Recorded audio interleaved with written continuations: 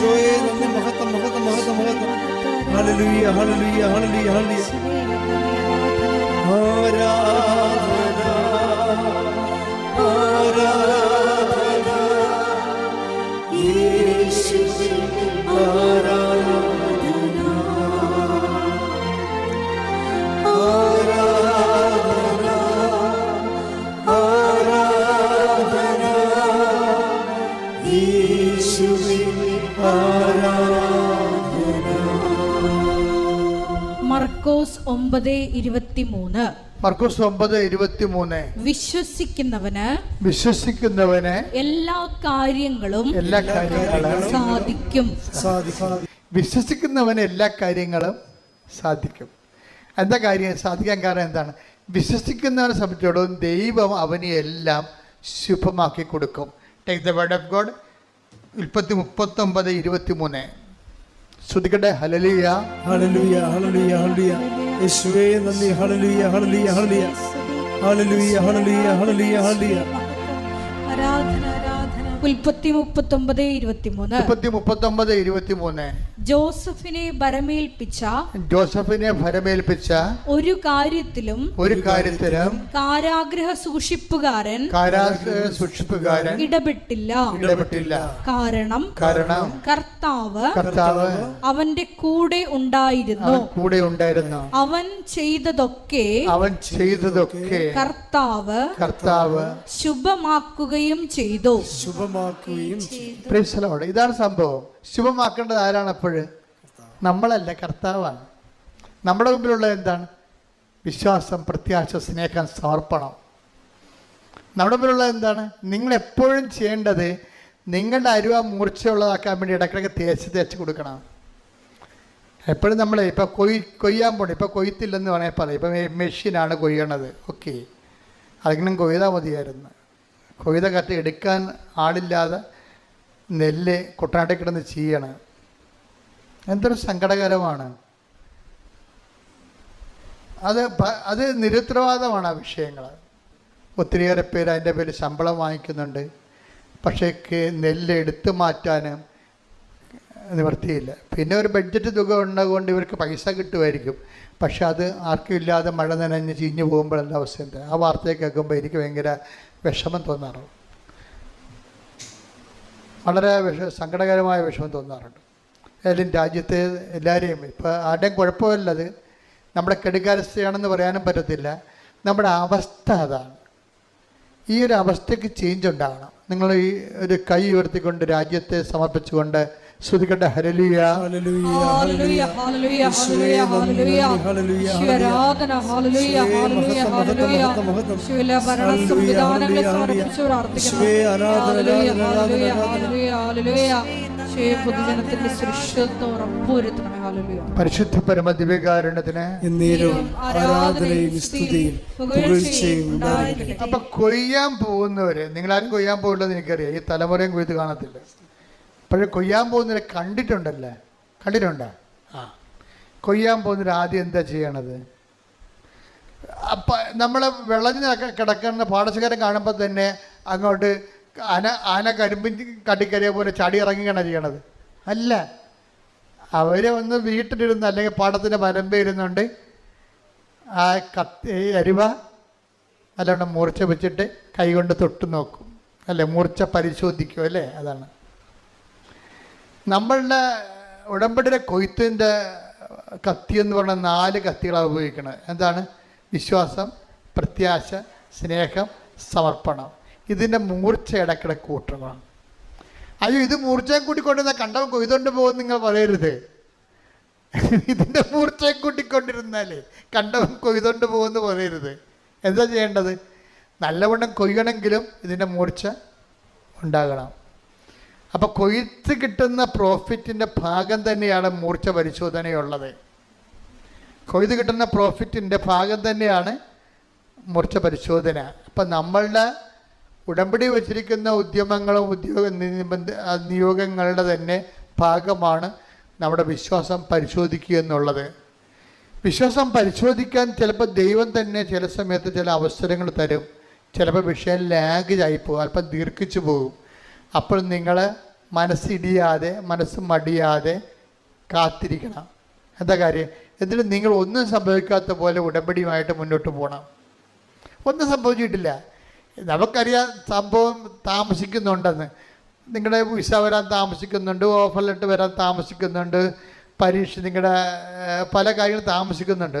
പക്ഷെ ആ സമയത്തൊക്കെ നിങ്ങളുടെ എഴുന്നേക്കാൻ താമസിച്ചു, പ്രാർത്ഥന ചെല്ലാൻ താമസിച്ചു, അതുപോലെ തന്നെ പത്രം കൊടുക്കാൻ താമസിച്ചു, രോഗികളെ കാണാൻ താമസിച്ചു. അങ്ങനെ വരരുത്. ഉടമ്പടി വിഷയങ്ങൾ താമസിക്കുമ്പോഴും ആസിഫ് നത്തിങ് ഹാപ്പൻ എന്ന രീതിയിൽ ഒന്നും സംഭവിച്ചിട്ടുള്ള രീതിയിൽ തന്നെ നിങ്ങൾ മുന്നോട്ട് പോകണം. അപ്പോൾ എന്താണ്? നിങ്ങളുടെ മൂർച്ചയുള്ളവരായി നിങ്ങൾ മാറും. നിങ്ങളുടെ വിശ്വാസത്തിൽ ഓക്കെയാണ്, പ്രത്യാശയിൽ ഓക്കെയാണ്, അത് സമർപ്പണത്തിൽ ഓക്കെയാണ്, നിങ്ങൾ ബലിഷ്ഠരാണ്. കൈയടിച്ച് സ്തുതിക്കട്ടെ. ഹല്ലേലൂയ, ഹല്ലേലൂയ, യേശുവേ നന്ദി. ഹല്ലേലൂയ, ഹല്ലേലൂയ, ഹല്ലേലൂയ. യേശുവേ സ്തുതി. ഹല്ലേലൂയ, ഹല്ലേലൂയ, ഹല്ലേലൂയ. ഹല്ലേലൂയ, ഹല്ലേലൂയ, ഹല്ലേലൂയ, ഹല്ലേലൂയ, ഹല്ലേലൂയ. ആരാധന. ഹല്ലേലൂയ. ദിവ്യകാരുണ്യമേ, പരമസ്നേഹസാരുണ്യമേ, സകലമങ്ങേയ്ക്കാരാധന, സ്തുതിയുമെല്ലാം സ്തോത്രങ്ങളും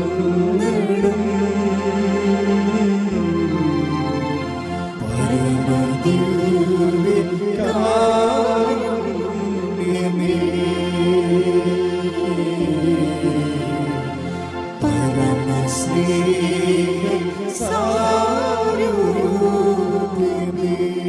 പരിശുദ്ധ പരമ ദിവ്യകാരുണ്യത്തിന് എന്നേരവും ആരാധനയും സ്തുതിയും പുകഴ്ചയും ഉണ്ടായിരിക്കട്ടെ. പരിശുദ്ധ പരമ ദിവ്യകാരുണ്യത്തിന് എന്നേരവും ആരാധനയും സ്തുതിയും പുകഴ്ചയും ഉണ്ടായിരിക്കട്ടെ. പരിശുദ്ധ പരമ ദിവ്യകാരുണ്യത്തിന് എന്നേരവും ആരാധനയും സ്തുതിയും പുകഴ്ചയും അപ്പൊ ഉണ്ടായിരിക്കട്ടെ. നമ്മുടെ ഉദ്യമങ്ങളെ ശുഭമാക്കേണ്ടത് ആരാണ്? നമ്മളല്ല. ആരാണ് ശുഭമാക്കുക? അതാണ് നമ്മൾ വായിച്ചത്. 39:23 ജോസഫ് ചെയ്ത എല്ലാത്തിനെയും അവിടുന്ന് ശുഭമാക്കുകയും ചെയ്തു. അങ്ങനെ ഒരു സംഭവമാണ് light a candle. Light a candle പേർക്കസ് ഇട്ട് കഴിഞ്ഞാൽ എന്താണ്? അവിടെ നിന്നൊരു കമ്പ്യൂട്ടർ മെക്കാനിസമാണ് നടക്കുന്നത്. പക്ഷേ അത് ദൈവം ഓൺ ചെയ്യും. അതാണ് അവൻ ചെയ്തതെല്ലാം അവിടുന്ന് ശുഭമാക്കുകയും ചെയ്തു. നിങ്ങൾ ചെയ്യുന്ന കാര്യങ്ങൾ ദൈവം ഓൺ ചെയ്യണം. അതിനെന്ത് ചെയ്യണം? ദൈവത്തെ നമ്മൾ ആദ്യം ഓൺ ചെയ്യണം. പിടികിട്ടിയ? സിമ്പിളാണ് സംഭവം. നിങ്ങൾ ചെയ്യുന്ന കാര്യങ്ങൾ, ഇന്നലെ ഞാനൊരു കന്യാസ്ത്രീ മഠത്തിൽ പോയി. അപ്പോൾ എൻ്റെ ചേച്ചി അവിടെ അസുഖമായിട്ട് കിടപ്പുണ്ട്. വേറെ ചേച്ചിയുടെ കൂടെ കുറേ കന്യാസ്ത്രീമാരുണ്ട്. ഞാൻ അവർക്ക് വലിയ തണ്ണിമത്തനൊക്കെ വാങ്ങിച്ചുകൊണ്ടാണ് പോയത്. അവിടെ ചെന്നപ്പോൾ അവിടെ ആ പറമ്പ് മുഴുവൻ തണ്ണിമത്തൻ കിടക്കണം. ആ പടി ചമ്മിപ്പോയി. എന്നാൽ പിന്നെ വണ്ടിയെടുത്ത് വെച്ചേക്കാന്ന് പറഞ്ഞ് ഞാൻ ഒന്നും അറിഞ്ഞില്ല എന്ന് പറഞ്ഞ് അവിടെ ചെന്ന് സംസാരിച്ചുകൊണ്ടിരുന്നത്. ഞാൻ പറഞ്ഞു, ഇവിടെ ഞാൻ തണ്ണിമത്തനം കൊണ്ടാണ് വന്നത്, പക്ഷേ ഈ പറമ്പ് മുഴുവൻ തണ്ണിമത്തനാണ്. ഞാൻ ആ പടി ചമ്മി അടപ്പ് തെറിച്ചിരിക്കണമെന്ന് പറഞ്ഞു. അപ്പോൾ ഇല്ല അച്ഛാ, കുഴപ്പമില്ല, അതൊന്നും എടുക്കാനായിട്ടില്ല, പാകമായിട്ടില്ല. ഞാൻ സമാധാനമായി. അപ്പോൾ ചേച്ചി എന്നോട് പറഞ്ഞു, എന്താ വെച്ചാൽ 2 കാര്യം തിരിച്ചു പറഞ്ഞു. നിങ്ങൾ ഈ പഴയ പാട്ട് തന്നെയാണ് ഇപ്പോഴും പാടുന്നതെന്ന് ചോദിച്ചു. അപ്പോൾ ഞാൻ ചെയ്തിട്ടുണ്ടോ ചോദിച്ചു. ഒന്ന് മാറ്റി പിടിച്ചേക്കണേ, ആൾക്കാർ ശ്രദ്ധിക്കുന്നുണ്ട്. രണ്ടാമത് ചോദിച്ചത് ഇതുപോലൊരു കാര്യമാണ്.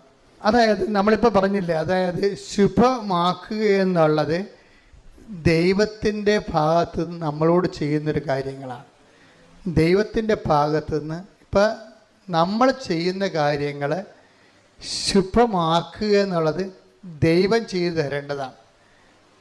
അപ്പം നമ്മളെന്താ ചെയ്യേണ്ടത്? നമ്മൾ ചെയ്യേണ്ടത് നമ്മൾ ഏറ്റെടുത്തിരിക്കുന്ന ഉടമ്പടിയുടെ കാര്യം നമ്മൾ ശുഭമാക്കണം. നമ്മളെ പകുതി ഈ വവ്വാല് തേങ്ങ കടിച്ച പോലെ വരരുത്. പല ഉടമ്പടിയുടെ അവസ്ഥ അതാണ്. നമ്മൾ തല്ലി മരത്തിന് താഴെ ചെന്ന് കഴിഞ്ഞാൽ പല തല്ലിത്തേങ്ങ കണ്ടിട്ടുണ്ടോ? ഇവിടെ ഇല്ലല്ലേ? ഇവിടെ അല്ല ഞല്ലേ, കാനഡയിലാണ് അല്ലേ? അത് തല്ലി മരത്തിൽ നിന്ന് നമ്മുടെ ഇവിടുത്തെ കേരളത്തിലെ ബദാമാണത്. അത് ചെന്ന് ഇപ്പം കടിക്കുമ്പോൾ തന്നെ അത് താഴെ വീഴും. പിന്നെ പറന്ന് താഴെ വരത്തില്ല, അതതിനേരെ പോയി. അതുപോലെയാണ് ഉടമ്പടി എടുത്തിരിക്കുന്ന ആൾക്കാർക്ക് സംഭവിച്ചിരിക്കുന്നത്. ചപ്പും, വവ്വാല് ചപ്പണ പോലെ ചപ്പും, പിന്നെ പകുതി ഇട്ടച്ചും പോവും. ഇങ്ങനെ വന്ന് നമ്മൾ ശുഭമാക്കത്തില്ല ഉടമ്പടി. അതുകൊണ്ട് ആദ്യം പ്രാർത്ഥിക്കണമെന്ന് പ്രാർത്ഥിച്ച കർത്താവായ ദൈവമേ, ഞാൻ അങ്ങയോട് ചെയ്ത വാഗ്ദാനങ്ങളെ ശുഭമാക്കുകയും അങ്ങയുടെ പ്രമാണങ്ങളെ അതുപോലെ സ്നേഹത്തോടെ അനുസരിക്കുകയും ചെയ്യാൻ എന്നെ സഹായിക്കണമേ. അപ്പോഴാണ് ഈ ശുഭമാക്കുക എന്നുള്ളത് പ്രധാനപ്പെട്ട സംഭവം. അപ്പൊ ഇപ്പൊ ഈ രമ്യ രവീന്ദ്രൻ പെട്ടെന്ന് അവിടെ നിന്നുണ്ട്. എന്താണ്, അച്ഛൻ 10 മണി കഴിഞ്ഞിട്ട്, അച്ഛനെ രാത്രി 10 മണി കഴിഞ്ഞിട്ട് അച്ഛനെ കാണാനില്ല, ഇടവക അച്ഛനെ കാണാനില്ല. ഭാര്യയും ഭർത്താവും കൂടി അവിടെ ഇരിക്കുകയാണ്. അപ്പോൾ രമ്യ രവീന്ദ്രൻ അവിടെ ഇരുന്നിട്ടും പറഞ്ഞു, അവൾ ഉടനെ ലൈറ്റൊക്കെ അതിൻ്റെ പെരക്കസ്റ്റ് ഇട്ട്, അത് എപ്പോൾ വേണമെങ്കിൽ ഇടാമല്ലോ. നമുക്ക് ലൈറ്റ്നിങ് അറേഞ്ച്മെൻ്റാണ്. നമുക്കൊരു മിസ്സിങ് വന്നു കഴിഞ്ഞാൽ പിന്നെ ദൈവത്തോടുള്ള പെട്ടെന്നുള്ള അറേഞ്ച്മെൻ്റാണ് ലൈറ്റൊക്കെ അതിൻ്റെ പെരക്കസ്റ്റ്. അതിട്ട് കഴിഞ്ഞാൽ എന്ത് കഴിഞ്ഞാൽ അതിവിടെ ആൾ ഉറങ്ങിയാലും എടുത്തില്ലേലും ആരെടുക്കും? എടുക്കേണ്ട ആളെടുക്കും. പറഞ്ഞ മനസ്സിലായില്ലേ? നിങ്ങൾ ലൈറ്റക്കാൻ പെർക്കസിന്റെ കൃപാസനത്തിലോട്ടല്ല, പിന്നെ എന്താണ്? കൃപാസ ആൾക്കാരെ പ്രത്യക്ഷപ്പെട്ട പരിശുദ്ധ അമ്മയുടെ അടുത്തേക്കാണ്. കൈയടിക്കട്ടെ.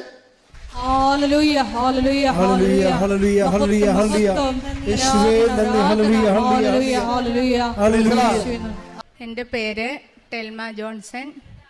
ഞാൻ 2017 സെപ്റ്റംബർ 17-ാം തീയതിയാണ് ആദ്യമായി ഉടമ്പടി എടുത്തത്.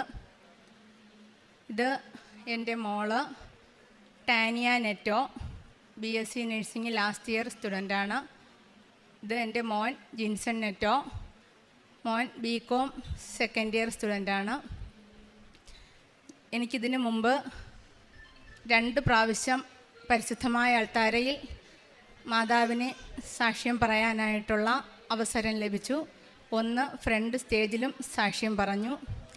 ഞാൻ ആദ്യമായി ഇവിടെ വന്ന് ഉടമ്പടി എടുക്കുന്ന ഒരു ചെറിയ കാര്യം ഒന്ന് പറഞ്ഞിട്ട് ബാക്കി സാക്ഷ്യത്തിലേക്ക് ഞാൻ പെട്ടെന്ന് കടക്കാം. അന്ന് എൻ്റെ സാമ്പത്തികമായി ഏറെ തകർന്നു നിൽക്കുന്ന ഒരവസ്ഥയിലായിരുന്നു.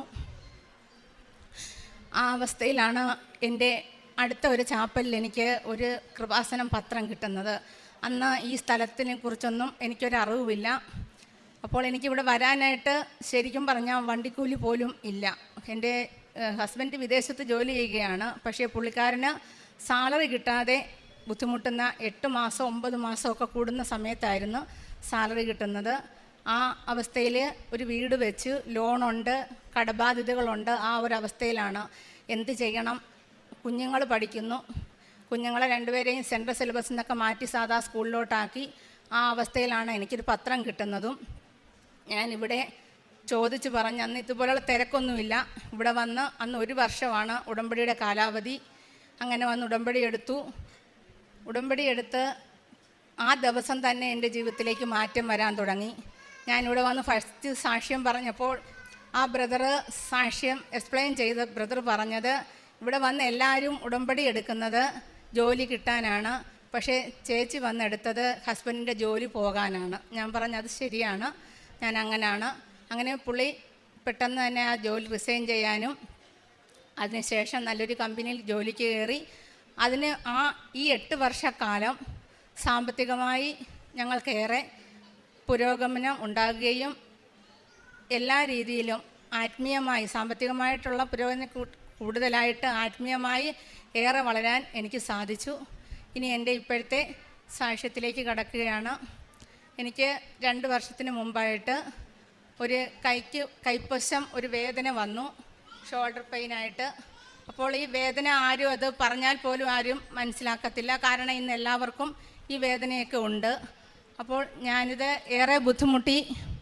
എനിക്കൊന്നും ചെയ്യാൻ സാധിക്കുന്നില്ല. എനിക്കൊന്ന് തിരിഞ്ഞെൻ്റെ മുടി കെട്ടാനോ സാരി ഉടുക്കാനോ ചുരിദാർ ഇടാനോ ഒന്നും എനിക്ക് കൈ പൊക്കാനോ തിരിയാനോ പോലും എനിക്ക് സാധിക്കുന്നില്ല. ഈ അവസ്ഥയിൽ ഞാൻ അടുത്ത ഒരു ഓർത്തോ ഡോക്ടറെ കാണാൻ പോയി. ഡോക്ടർ എൻ്റെ കൈ പിടിച്ച് നോക്കിയിട്ട് ആദ്യം തന്നെ പറയുന്നത്, ചേച്ചിയുടെ മസിൽസ് എല്ലാം കീറിപ്പോയി, ഇത് ഓപ്പറേഷനിൽ കൂടെ മാത്രമേ ക്യൂർ ആകുകയുള്ളൂ. എനിക്ക് ഓപ്പറേഷൻ ഭയങ്കര പേടിയാണ്. ഞാൻ അപ്പോഴത്തന്നെ അമ്മയോട് പറഞ്ഞ, അമ്മേ, ഞാൻ ഉടമ്പടിയിൽ അമ്മയോട് പ്രാർത്ഥിക്കുന്ന ഒരു മകളാണല്ലോ, ഒരിക്കലും എൻ്റെ ശരീരത്തിൽ കത്തി വയ്ക്കാനിടയാകരുതേ എന്ന്. ആ ഒരു അവസ്ഥയിൽ ഞാൻ കുറച്ച് നാളും കൂടെ മുന്നോട്ട് പോയി. 1 മാസത്തോളം എനിക്കൊരു ശകലം പോലും വയ്യ. ഒരു ദിവസം ഞാൻ മുടി കെട്ടാനായിട്ട് കൈ പൊക്കിയപ്പോൾ തല കറങ്ങുന്നത് പോലെ തോന്നി. അപ്പോൾ ഇതധികം മുന്നോട്ട് പോയാൽ പറ്റത്തില്ല. ഞാൻ പെട്ടെന്ന് വീണ്ടും പോയി ഡോക്ടർ പറഞ്ഞതിന് പ്രകാരം ഒരു MRI എടുത്തു. MRIയിൽ എൻ്റെ മസിൽസ് എല്ലാം കീറി എന്നുള്ള റിപ്പോർട്ട് തന്നെയാണ് കിട്ടിയത്. ഞാനങ്ങനെ ഡോക്ടറുടെ ഒരു ഓർത്തോ മാത്രമുള്ള ഒരു ഹോസ്പിറ്റലിൽ പോയി. ഒറ്റയ്ക്കാണ് ഞാൻ പോയത്. ഹസ്ബൻഡ് വിദേശത്ത് 2 കുഞ്ഞുങ്ങൾ പഠിക്കുകയും ചെയ്യുകയാണ്. സഹോദരങ്ങളെ ആരെയും വിളിച്ചില്ല, ഒറ്റയ്ക്കാണ് പോയത്. അവിടെ ചെന്നപ്പോൾ ഡോക്ടർ ആദ്യം റിപ്പോർട്ട് നോക്കിയിട്ട് പറഞ്ഞത്, ഇത് ഓപ്പറേഷൻ ചെയ്യാതെ വേറെ മാർഗ്ഗമില്ല, പക്ഷേ തൽക്കാലം ഒരു 5 ദിവസത്തേക്ക് ഞാൻ മെഡിസിനൊക്കെ തരാം, ആരെങ്കിലും കൂടെ ഉണ്ടോ എന്ന് ചോദിച്ചു. ഞാൻ ആരെയും കൊണ്ടുവന്നില്ല എന്ന് പറഞ്ഞു. 5 ദിവസം കഴിഞ്ഞപ്പോൾ ഞാൻ ഹസ്ബൻഡിൻ്റെ സഹോദരിയും കൂട്ടി പോയി. അവളോട് ഡോക്ടർ പറഞ്ഞത് 2 വർഷത്തേക്ക് ഈ ചേച്ചിക്ക് കൈ പൊക്കാനോ ബാക്കിലോട്ട് തിരിയാനോ 1 ഗ്രാം സാധനം പോലും ഈ കൈ കൊണ്ടെടുക്കാനോ സാധിക്കത്തില്ല, അത്രമാത്രം ഇവരുടെ മസിൽസ് എല്ലാം കീറിപ്പോയിരിക്കുകയാണെന്ന് പറഞ്ഞു. കുറേ അധികം മരുന്ന് കഴിച്ചാലേ അല്ലെങ്കിൽ ഓപ്പറേഷൻ എത്രയും പെട്ടെന്ന് ചെയ്യേണ്ടി വരുമെന്ന് പറഞ്ഞു. അങ്ങനെ ഞാൻ 1 മാസം പോലും ഒരു പ്രാവശ്യം കൂടെ ഞാൻ അവിടെ പോയി. പിന്നെ ഞാൻ പോയില്ല. മെഡിസിൻ എല്ലാം വാങ്ങിച്ചു. ഇഞ്ചക്ഷൻ എടുക്കണമെന്ന് പറഞ്ഞ് എനിക്കതൊക്കെ ബുദ്ധിമുട്ടുള്ള കാര്യമാണ്. ഞാനിതൊന്നും എടുത്തില്ല. ഞാൻ ഉടമ്പടി തൈലം എല്ലാ ദിവസവും പ്രത്യക്ഷീകരണ പ്രാർത്ഥന ചൊല്ലുമ്പോഴും അല്ലാതെ എല്ലാ ഉടമ്പടി തൈലം വെച്ച് ഞാൻ പറഞ്ഞു, അമ്മേ എനിക്ക് എന്നെ നോക്കാൻ ഒന്നാമത് എൻ്റെ വീട്ടിൽ ആരുമില്ല, ഓപ്പറേഷൻ എനിക്ക് പേടിയാണ്, അമ്മ തന്നെ എനിക്ക് വേണ്ടി സൗഖ്യമാക്കി തരണം. അങ്ങനെ ഞാൻ മെഡിസിൻ എല്ലാം മാറ്റിവെച്ചു. ആ ബോക്സ് ഞാൻ പിന്നെ തൊട്ടിട്ട് പോലുമില്ല. ആ മെഡിസിനും ഇഞ്ചക്ഷനുള്ള മരുന്നും എല്ലാം ഞാൻ മാറ്റിവെച്ചിട്ട് ഞാൻ ഉടമ്പടി തൈലം മാത്രം എൻ്റെ കയ്യിൽ പുരട്ടി. അങ്ങനെ എൻ്റെ വീട്ടിലെ ജോലികളെല്ലാം ഞാൻ ചെയ്യാൻ തുടങ്ങി. ഒരു ദിവസം ഞാൻ ബക്കറ്റിൽ തുണിയെടുത്ത് സ്റ്റെയർ കേസ് കയറി മുകളിൽ പോയി. അവിടെ ചെന്നപ്പോഴാണ് ഞാൻ ഏത് കയ്യിലാണ് തുണി ബക്കറ്റ് പിടിച്ചിരിക്കുന്നതെന്ന് അറിയുന്നത്. അത്രമാത്രം വെയിറ്റ് ഞാൻ ആ സമയത്ത് 1 മാസത്തിനകം തന്നെ അത്രയും വെയിറ്റ് പൊക്കി ഞാൻ മുകളിൽ കൊണ്ടുപോയി. പിന്നീട് ഇങ്ങോട്ട് എനിക്ക് ഇതുവരെയും ഈ കയ്യിൽ ഇപ്പോൾ അടുത്ത ദിവസങ്ങളിൽ സ്കൂൾ ഓപ്പൺ ചെയ്ത സമയത്ത് ഡെസ്കും ബെഞ്ചും ഒക്കെ എനിക്ക് പിടിക്കണമായിരുന്നു. അപ്പോഴൊക്കെ എനിക്ക് ഒരു കുഴപ്പവും വന്നില്ല. എൻ്റെ കൈക്ക് ഇപ്പോൾ ഒരു കുഴപ്പവുമില്ല. എൻ്റെ കൈ പൊക്കുന്നതിനോ പുറകോട്ട് തിരിക്കുന്നതിനോ ഒന്നും എനിക്കൊരു കുഴപ്പവുമില്ല. അങ്ങനെ എനിക്ക് അമ്മ കൈ പൊക്കാം, ബാക്കിലോട്ട് തിരിക്കാം, ഒരു പ്രശ്നവുമില്ല. എനിക്കൊന്നും മുടി കെട്ടാനോ ഒന്നും പറ്റത്തില്ലായിരുന്നു. ഞാൻ പള്ളിയിൽ പോകുമ്പോഴൊക്കെ മുടി അഴിച്ചിട്ടുണ്ടായിരുന്നു ഞാൻ പോയിക്കൊണ്ടിരുന്നത്. ആ അവസ്ഥയിൽ അമ്മ എന്നെ ഇത്രമാത്രം സൗഖ്യം തന്നു, അനുഗ്രഹിച്ചു. ഇനി മറ്റൊരു രോഗസൗഖ്യം, എൻ്റെ തൊണ്ടയ്ക്കൊരു വീർപ്പം വന്നു. അങ്ങനെ ഞാൻ ഹോസ്പിറ്റലിൽ ചെന്നപ്പോൾ ഡോക്ടർ ആദ്യം തന്നെ പിടിച്ചു നോക്കിയിട്ട് പറഞ്ഞു, നമുക്ക് ഏതായാലും റിപ്പോർട്ട് വരട്ടെ, ഒരു സ്കാൻ ചെയ്ത് റിപ്പോർട്ട് വരട്ടെ, എന്നിട്ട് മെഡിസിൻ സ്റ്റാർട്ട് ചെയ്യാമെന്നാണ് ഡോക്ടർ പറഞ്ഞത്. കാരണം ആ ഡോക്ടറിനെ കുറിച്ച് എല്ലാവരും പറയുന്നത് ഡോക്ടർ പിടിച്ച് നോക്കുമ്പോഴേ ഡോക്ടർക്ക് മനസ്സിലാവുമെന്നാണ്. അപ്പോൾ എനിക്കൊരു ഫിയറും തോന്നിയില്ല. കാരണം ഞാൻ ഉടമ്പടിയിലായിരുന്ന സമയം തൊട്ട് എനിക്ക് എൻ്റെ ഉള്ളിൽ നിന്നുള്ള എല്ലാ പേടികളും മാറിക്കിട്ടി. അങ്ങനെ ഞാൻ പോയി സ്കാൻ ചെയ്തു. 4 നൊഡ്യൂൾസ് ഉണ്ടെന്ന് പറഞ്ഞു. അത് ഡോക്ടർ പറഞ്ഞു FNC ടെസ്റ്റ് ചെയ്യണമെന്ന് പറഞ്ഞു. അങ്ങനെ ചെയ്തു. ഡോക്ടർക്ക് ഏറ്റവും കൂടുതൽ ഡൗട്ട് തന്നെയായിരുന്നു. പക്ഷേ റിപ്പോർട്ട് വന്നപ്പോൾ എനിക്കൊരു കുഴപ്പവുമില്ല, ഓപ്പറേഷനും ചെയ്യേണ്ട, നിങ്ങൾക്ക് എന്തെങ്കിലും മുഖത്തിന് സൗന്ദര്യത്തിന് എന്തെങ്കിലും ബുദ്ധിമുട്ടുണ്ടെങ്കിൽ മാത്രം നിങ്ങൾ ഓപ്പറേഷൻ ചെയ്താൽ മതി, അല്ലാതെ നിങ്ങൾക്ക് മറ്റ് ക്യാൻസറോ മറ്റൊരു രോഗങ്ങളോ ഒന്നുമില്ല എന്ന് ഡോക്ടർ. അത് ഞാൻ ഉടമ്പടി തൈലം എല്ലാ ദിവസവും പുരട്ടി പ്രാർത്ഥിക്കുമായിരുന്നു. പിന്നെ ഇനി എനിക്ക് എൻ്റെ മക്കളെക്കുറിച്ചുള്ള സാക്ഷ്യമാണ് പറയാനുള്ളത്. അവർക്ക് സ്റ്റേജ് ഫിയർ കാരണം പറയാനായിട്ടുള്ള പേടി കൊണ്ടാണ് ഞാൻ തന്നെ പറയുന്നത്, അവരെ നിർത്തിക്കൊണ്ട്. എൻ്റെ മോൾക്ക് +2-ന് 87% മാർക്കേ ഉള്ളായിരുന്നു. അപ്പോൾ അതുകൊണ്ട് കേരളത്തിൽ അഡ്മിഷൻ കിട്ടാൻ ബുദ്ധിമുട്ടായിരുന്നു. അപ്പോൾ കുറേ നേരം ഞങ്ങൾ ട്രൈ ചെയ്തിട്ട് പിന്നെ BSc ഫിസിക്സിന് കോളേജിൽ ചേർത്തു. അങ്ങനെ ഇരിക്കുമ്പോൾ അതിനു മുമ്പേ ഇവിടെ വന്നു അച്ഛനെ കണ്ടു പ്രാർത്ഥിച്ചു. അപ്പോൾ അച്ഛൻ പറഞ്ഞു അഡ്മിഷനൊക്കെ മോൾക്ക് കിട്ടുമെന്ന് പറഞ്ഞു. അങ്ങനെ 3 മാസം അഡ്മിഷൻ കഴിഞ്ഞ് 3 മാസം കഴിഞ്ഞപ്പോൾ ഹോളി ക്രോസ് കോൺവെൻറ്റിലെ ഒരു സിസ്റ്റർ വിളിച്ചിട്ട് പറയുന്നു, മൈസൂർ ഹോളി ക്രോസിൽ ഒരു സീറ്റ് ഒഴിവുണ്ട്, നിങ്ങൾക്ക് താല്പര്യമുണ്ടെങ്കിൽ നിങ്ങളുടെ കുട്ടിയെ അങ്ങോട്ട് ചേർക്കാൻ പറഞ്ഞു. അപ്പോൾ ആദ്യം തന്നെ ഞാൻ മാതാവിനോട് പറഞ്ഞൊരു കാര്യമുണ്ട്, 4 വർഷത്തെ കോഴ്സാണ് എൻ്റെ മോൾ പഠിക്കാൻ പോകുന്നത്. പള്ളിയും പ്രാർത്ഥനയും കുർബാനയും എല്ലാം ഉള്ള ഒരു സ്ഥലം തന്നെ എൻ്റെ മോൾക്കായിട്ട് ഒരുക്കി തരണം. നമ്മൾ യുവജനങ്ങൾക്ക് എന്തെല്ലാം കൊടുത്താലും ഈശോയെ അമ്മയും കൊടുത്തില്ലെങ്കിൽ ഒന്നുമല്ല എന്ന് എനിക്ക് ബോധ്യമായിരുന്നു. അതിന് പ്രകാരം ഞാൻ പ്രാർത്ഥിച്ചിരുന്നത് കൊണ്ട് മാത്രമാണെന്ന് എനിക്ക് ഉറപ്പുണ്ട്. പരിശുദ്ധ അമ്മ എൻ്റെ മോൾക്ക് അവിടെ അഡ്മിഷനാക്കി തന്നു. പക്ഷേ 3 മാസം കഴിഞ്ഞ് ചെന്നതുകൊണ്ട് അവൾക്ക് അവിടുത്തെ ലോക്കൽ ലാംഗ്വേജ് ഒന്നും പഠിപ്പിച്ചപ്പോൾ കിട്ടിയിരുന്നില്ല. അതുപോലെ തന്നെ ക്ലാസ് ഒരുപാട് വൈകി ആണ് പോയത്. അപ്പോൾ അവൾക്ക് എക്സാമൊക്കെ ആയപ്പോൾ ഭയങ്കര ടെൻഷനായിരുന്നു. മമ്മി, ഇവിടുത്തെ പ്രാക്ടിക്കലി ഞാൻ എന്ത് ചെയ്യും? എനിക്ക് ഭാഷ അറിയില്ല, ഇംഗ്ലീഷ് മാത്രമേ അറിയൂ. ഇവിടെ പേഷ്യൻസിനോട് എങ്ങനെ കന്നഡയിൽ സംസാരിക്കും? അപ്പോൾ ഞാൻ പറഞ്ഞത്, പരിശുദ്ധ അമ്മ വരും, നിൻ്റെ കൂടെ ഇവിടെ ഉണ്ടാകും.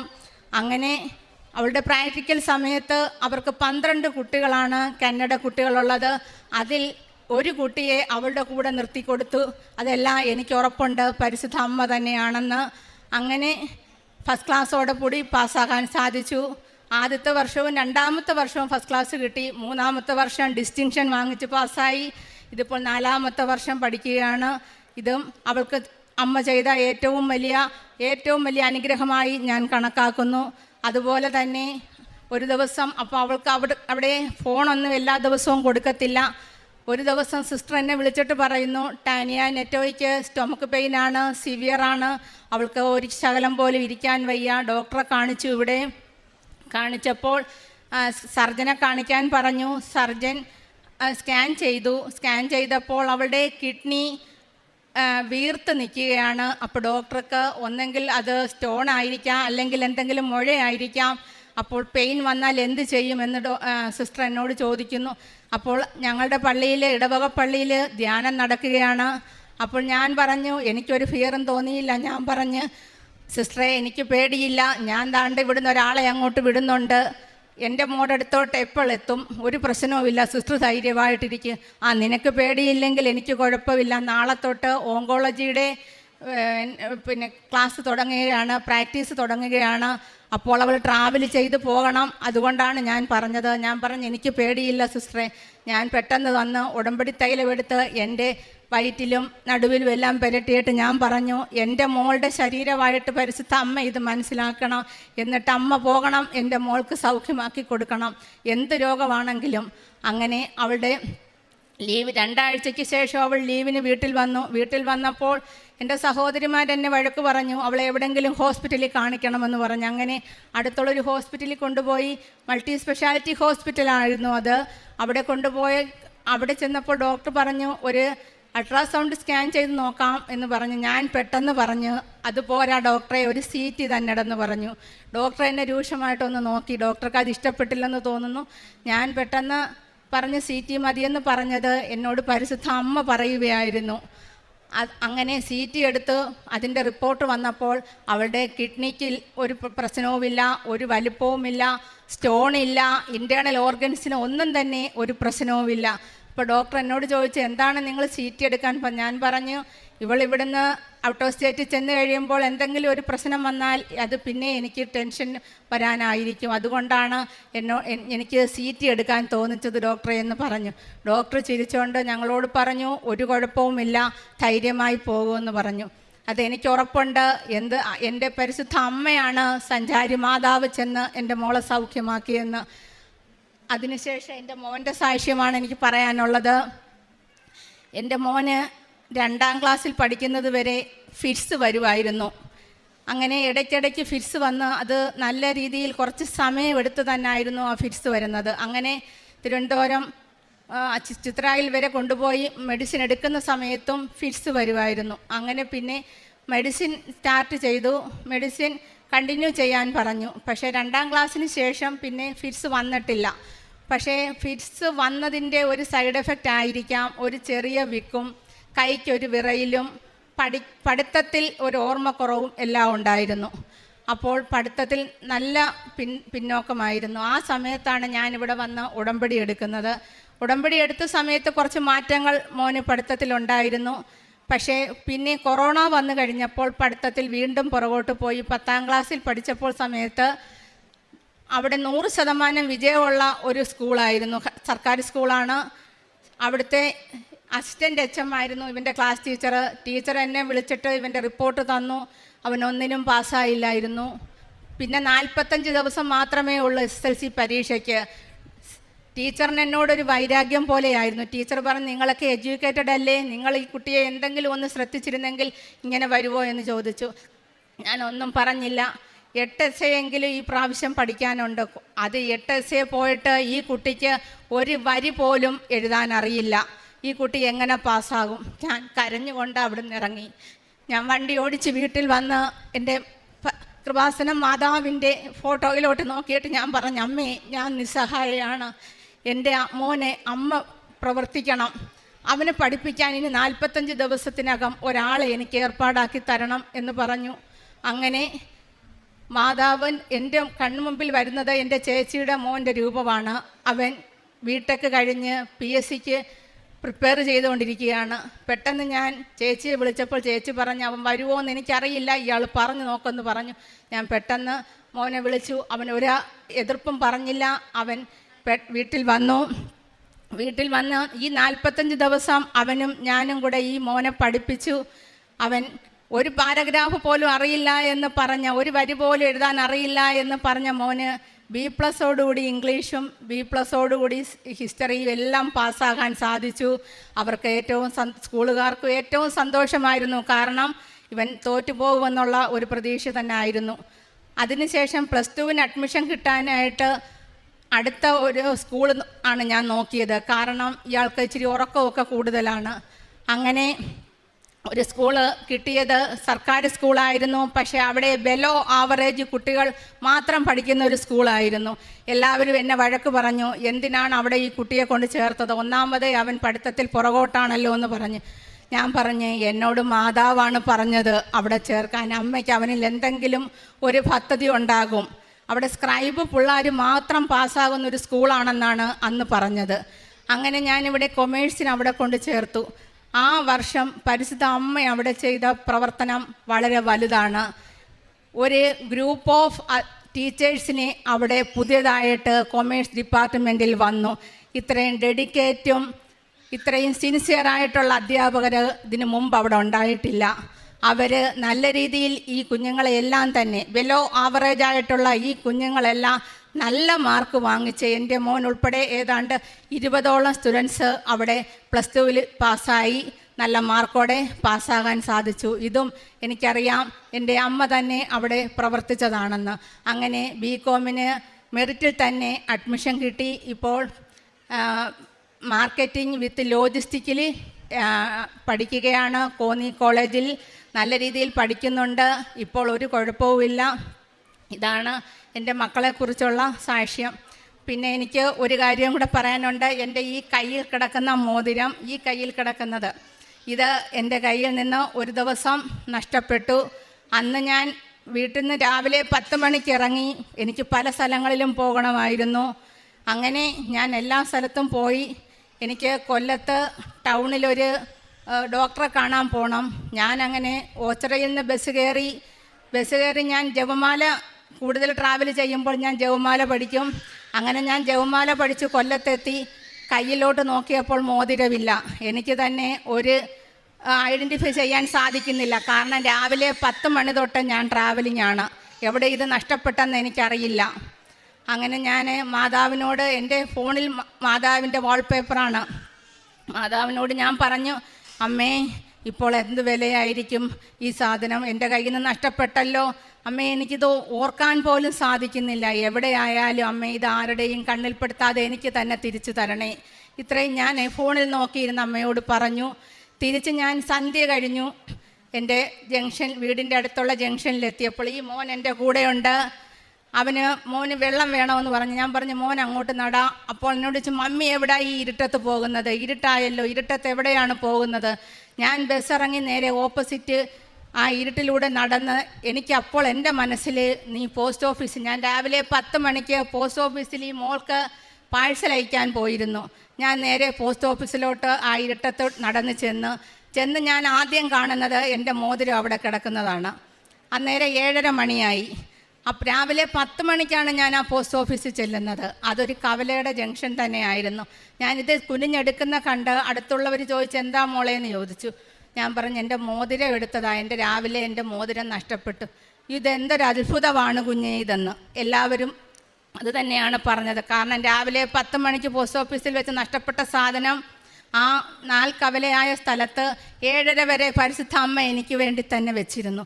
അങ്ങനെ എനിക്ക് നിരവധിയായ അനുഗ്രഹങ്ങൾ ഈ 8 വർഷത്തോളം മാതാവിൻ്റെ ഉടമ്പടിയിലായതിനു ശേഷം എനിക്ക് കിട്ടിയ അനുഗ്രഹങ്ങൾ ഇവിടെ പറഞ്ഞാൽ തീരില്ല.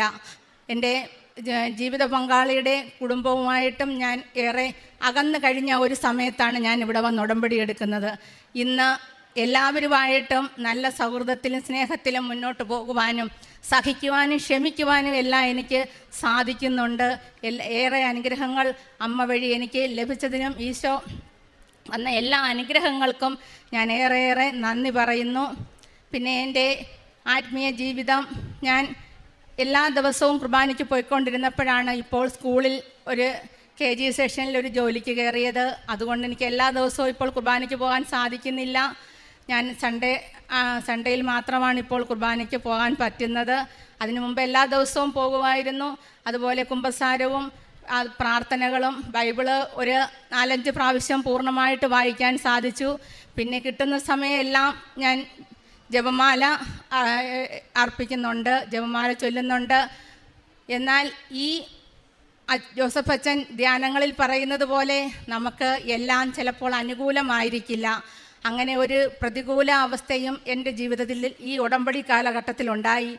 20 വർഷം ഞാൻ ഒരു ജോലിക്ക് വേണ്ടി അംഗനവാടിയിൽ ഒരു ജോലിക്ക് വേണ്ടി ശ്രമിച്ചിരിക്കുകയായിരുന്നു. ഞാൻ 1ാം റാങ്കിൽ കിടന്ന ഞാൻ ഇപ്പോൾ 16ാമത്തെ റാങ്കിലായിപ്പോയി. പക്ഷേ എനിക്ക് വിഷമമില്ല. എല്ലാവരും എന്നോട് ചോദിച്ചു, ഈ ഉടമ്പടിയിൽ നിന്നിട്ട് എന്തേ ജോലി കിട്ടാഞ്ഞതെന്ന്.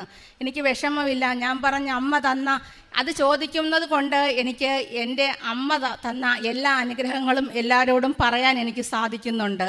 എനിക്കത് എനിക്കൊരു പ്രശ്നമായിട്ടേ എൻ്റെ ജീവിതത്തിൽ ഇപ്പോൾ തോന്നുന്നില്ല. അല്ലാതെ ഏറെ അനുഗ്രഹങ്ങൾ അമ്മ എൻ്റെ ജീവിതത്തിൽ എൻ്റെ കുഞ്ഞുങ്ങളെയും എൻ്റെ ജീവിത പങ്കാളിയെയും എൻ്റെ കുടുംബത്തെയും എൻ്റെ സഹോദരങ്ങളെയും എല്ലാം അനുഗ്രഹിച്ചിട്ടുണ്ട്.